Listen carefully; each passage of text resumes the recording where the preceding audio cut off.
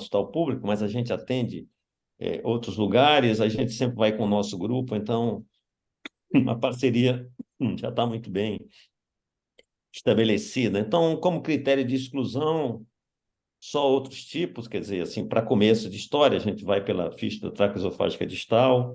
Uma instabilidade hemodinâmica, você vê que isso, só se for muito significativa, mas a gente vai ali devagar e a gente consegue, mas em alguns casos a gente, se é uma instabilidade significativa ou uma função ventilatória ruim, aí a gente realmente converte. E cardiopatias graves, obviamente, né? A posição é essa, a gente usa 3 trocates e eu uso um pequeno stub, um pequeno buraquinho lá na altura da fístula, eu faço a medida onde eu vou passar um vessel loop para levantar o esôfago, com isso até alonga um pouco o esôfago, quando o vessel loop fica ali segurando o esôfago tende a alongar um pouco, eu já tenho visto isso, e onde eu passo agulhas normalmente. Então, essa é a posição.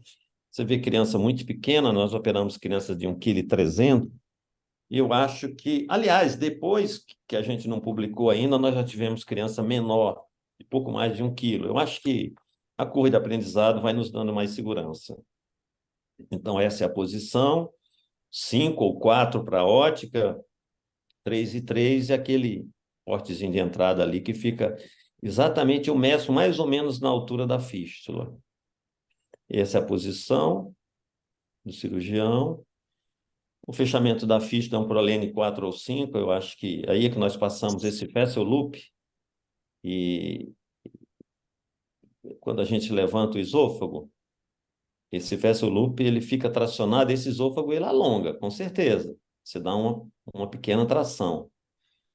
Tem que ter cuidado para não tracionar demais, mas normalmente ele dá uma puxada, e esse esôfago distal ele é mais distensível, né, eu acho, do que o proximal, e por ali eu passo as agulhas e nós fazemos a ligadura da fístula, conforme vou mostrar aí para os senhores. Se já está bem tracionado, então a gente já tem certeza que está bem próximo da junção com a traqueia. Eu meço isso direitinho para ver se está numa boa posição, para não deixar um coto. Às vezes eu puxo mais para baixo, eu faço algum macete para achar que esse fio... Nós não tivemos nenhuma recanalização da fístula traqueosofágica nessa nossa casuística, nenhuma. Então, sempre usando esse fio. Eu me lembro quando a gente operava lá atrás, a gente dava vários pontinhos na traqueia com medo de recidivar a fístula. A gente dá um ponto grande assim. Então, acho que isso realmente é suficiente, pelo menos na nossa casuística. Existem colegas que usam até um clipe para fechar isso aí, né? O colega lá de Portugal, e ele tem resultados. Então, eu acho que tem maneiras diferentes. Eu não sei se um fio absorvível também faria diferença, acredito que não. Eu acho que isso vai cicatrizar. Então, eu acho que é mais da cabeça da gente deixar um fio inabsorvível, mas tem funcionado bem. Então, é mais ou menos isso aí, uma ligadura com 4 ou 5. Eu vou mostrar uma coisa aqui que eu só fiz uma vez, que é aquela manobra do espaguete, eu só no começo. Hoje eu não faria mais. Hoje, quando eu preciso, como esse caso que eu tive um coto difícil, eu empurro a sonda e passo um fio pegando a sonda e o esôfago proximal. E traciono esse fio lá embaixo. Eu boto, faço uma contraabertura, e aí esse fio fica pegando o esôfago e a sonda, porque isso ele fortifica, com isso você não rasga, passa um pontão aí, e com isso fico mais fácil. O macete é deixar um pouco de esôfago para a traqueia. Nós não lesamos nenhuma traqueia nesses nossos 70 casos. Então, eu acho que a visão é maravilhosa. Você está vendo que você está entrando no esôfago. Então, não tem problema deixar um pouco de esôfago para baixo. Você não pode deixar traqueia para o esôfago. Eu acho que a visão é maravilhosa, tá vendo? Melhor do que a visão convencional. Eu mostro aí essa manobra que eu só fiz uma vez, eu não faço mais, acho que não precisa, acaba, eu acho que machuca um pouco.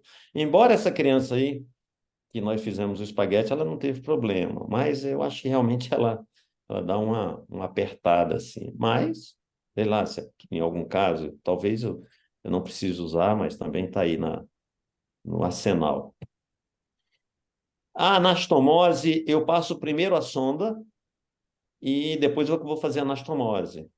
E esse caso aí é um caso mais antigo, que eu dava sempre o primeiro ponto posterior, hoje não, eu dou o primeiro ponto anterior, que é muito mais fácil, e sobretudo se é um ponto difícil. Naquele caso que eu mostrei que foi o último, se você quiser dar um ponto posterior, vai ser muito difícil. Então eu dou o anterior, depois a gente vai rodando, não mais do que 6, 7 pontos. Não precisa, eu não dou aquela mesma quantidade de pontos da cirurgia aberta. Ou acho que eu dou e acho que a visão parece que é menos, né? Então, 6 pontos. Então, dá o primeiro anterior, rodo para lá, rodo para cá. Então, dá para fazer todos os pontos dessa forma. A veia ázigos, eu não ligo, eu acho que ela é uma parede muito boa, né? Porque ela fica entre a anastomose e a ligadura da fístula. Eu acho que realmente não precisa ligar a veia ázigos. Eu, inclusive, quando eu faço aberta, eu também não ligo mais, não precisa. As anastomoses têm ficado boas. Esse contraste nós fazemos no 7º dia, e aí a gente começa a dieta, um aspecto. Aqui são resultados, né, com relação a sexo, prematuridade, peso, são dados demográficos nossos aqui, a gente teve crianças pequenas também, malformações associadas, é frequente, né?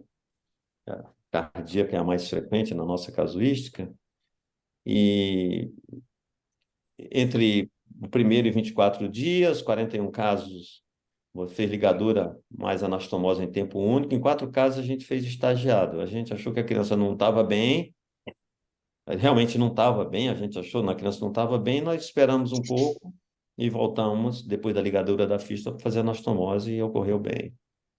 As complicações intraoperatórias, nós convertemos 2 crianças. Uma criança foi logo no começo que a gente ligava a ázigos, por incrível que pareça, a ligadura da ázigos se soltou.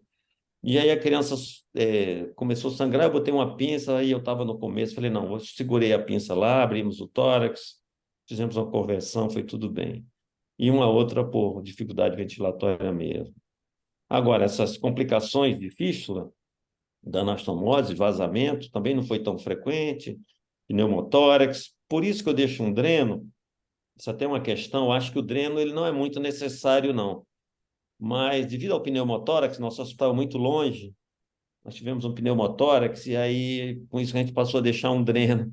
Mas eu, sinceramente, pode ficar sem dreno, porque ele não tem servido para nada. Pneumonia, quilotórax, hemorragia digestiva, infecção da ferida, derrame, perfuração e óbito foram crianças complexas de uma por septicemia e as complicações tardias, né? Estenose. A incidência de estenose é alta, mas eu não sei também se a gente é pedido demais a endoscopia, qualquer queixa já pede endoscopia, e a endoscopista vai, encontra que está estreitado, e aí ele dilata, chama. Eu não sei se tudo é estenose mesmo, ou é uma fase da cicatrização e que, devido a gente ter o exame muito fácil, o pediatra já fica muito assustado. Mas tudo bem, mas a literatura também mostra números assim, pode chegar a 40%, né? A doença do refluxo, tratamento clínico fundoplicatura em 4 casos, e uma traqueomalácia que a gente fez uma fixação da traqueia, e a criança evoluiu muito bem. Então, na realidade, é uma cirurgia de alta complexidade, é um pequeno espaço de trabalho, eu sempre digo, numa criança pequena é uma caixinha de fósforo, e tem uma longa curva de aprendizado, obviamente que a mesma equipe de cirurgião. Agora, se você não tem um N, pelo menos razoável, para operar a atresia de esôfago, eu não sei, eu acho que os resultados não são diferentes da cirurgia aberta, os resultados são os mesmos. Só talvez com relação. Eu não gosto quando um cirurgião pega uma criança que que nem ele operou, aí mostra uma cicatriz horrorosa de uma atresia de esôfago, que levou a deformidade torácica.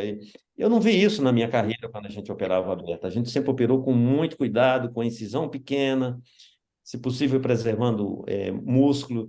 Isso eu e o Gilson, nós somos da época do Dr. Marquese, que mostrou isso para a gente lá no começo da nossa carreira, aquela incisãozinha pequena. Então, eu acho que a cirurgia aberta é tão boa quanto a videolaparoscopia, a videotoracoscopia. E complicações precoces, que a gente mostrou aí,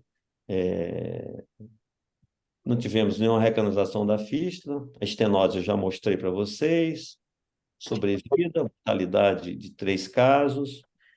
A realização da cirurgia é possível, equipe preparada e com experiência, isso é muito importante. Os resultados são semelhantes, como eu já falei, à cirurgia convencional, isso é um pouco da literatura.